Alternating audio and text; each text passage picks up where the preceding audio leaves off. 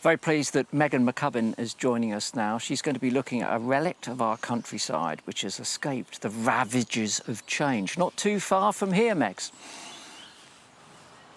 No, not too far at all. I'm just 10 miles south of Longshore at the amazing Haddon Hall. It's my first time visiting and it is a remarkable place. It's a Norman fort that was built in the 12th century, one of the oldest houses anywhere in the country. And it has a mosaic of habitats that surround its 400 acres.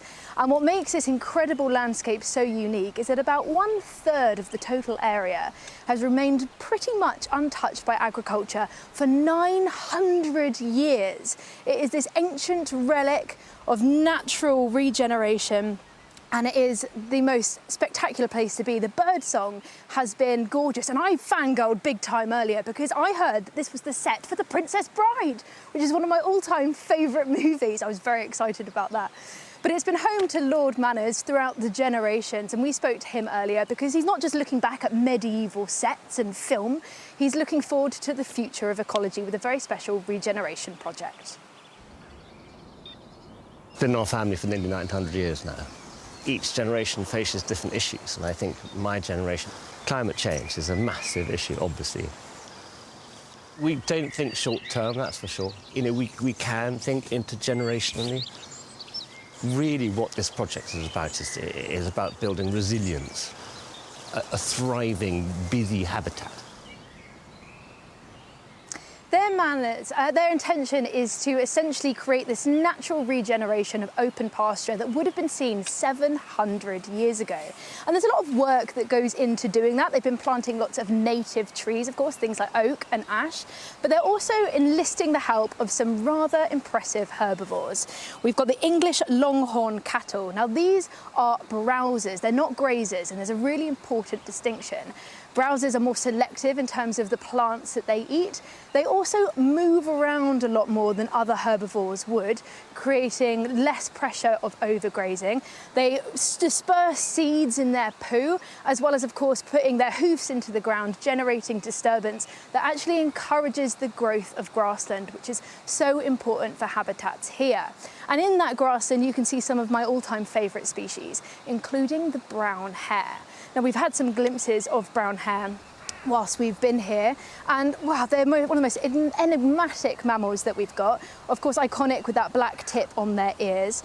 Now, they are sometimes seen in what would be exposed habitats, but they don't dig burrows like their relative the rabbit does. Of course, they're both lagomorphs, but they shelter in what's called forms, these depressions in the ground that they nestle in into the grass and settle in. But sadly, there's an 80% decline in brown hares across the UK from things like habitat loss and hunting, which is why grassland and places like this, thinking forward to the future, are ever more important.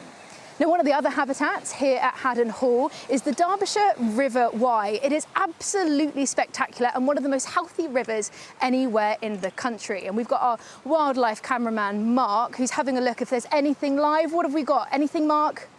Come on. I know we had a goosander fly by quickly earlier. Not much, but it does look beautiful. We've got lots of mayflies there, which leads me on perfectly to talk about the insect life. Now, this river runs through limestone, a really important nutrient-rich source, and it's great for invertebrates like the mayfly.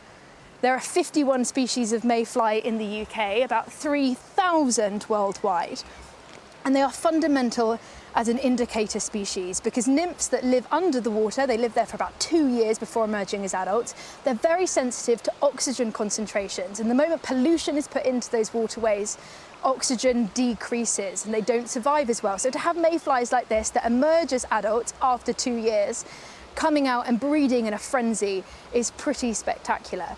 But what makes the mayfly so unique is that they are completely different to other freshwater invertebrates in that they go through 2 adult stages. They go through 2 molts, which is incredibly rare. The first form is the sub-imago, then they go into the imago phase. And when you're in a frenzy like that, well, how on earth does the male find the females when you're up in the air? Because they mate, of course, on the wing. How do they know who's who and who they can mate with? Well, this is new science for 2025, and it is so cool, so spectacular. I'm really excited about it, and to demonstrate it, I have my female mayfly. Now, in the sub-imago phase, both the male and female look pretty similar. And as UV rays come down from the sun, rather than being absorbed like a sponge into the wings, it is reflected out. But as they go through their second molt as an adult and they go into their imago stage, where they are sexually mature, well, then the female's wings change and become different from the male's. And if I can add a bit of sunlight there, can you see how that is glistening? Well, they've got these waxy cuticles, the females, which basically reflect UV light in a much more sensitive manner. Mayflies have compound eyes, they're able to see in UV, and this reflection of really high UV light is at the utmost range of the male's compound eyes, meaning that the males are able to identify the females in a mating frenzy. I don't know what you think about that, but I think that's pretty cool. Very excited by that. But to be honest, I'm running a little bit late because over in this direction, there is an absolute amazing spectacle with bats that I just have to see. So I'm going to run over there now, film that, and we're going to show you all about it tomorrow. But for now, from this ancient landscape, over to another with Yolo.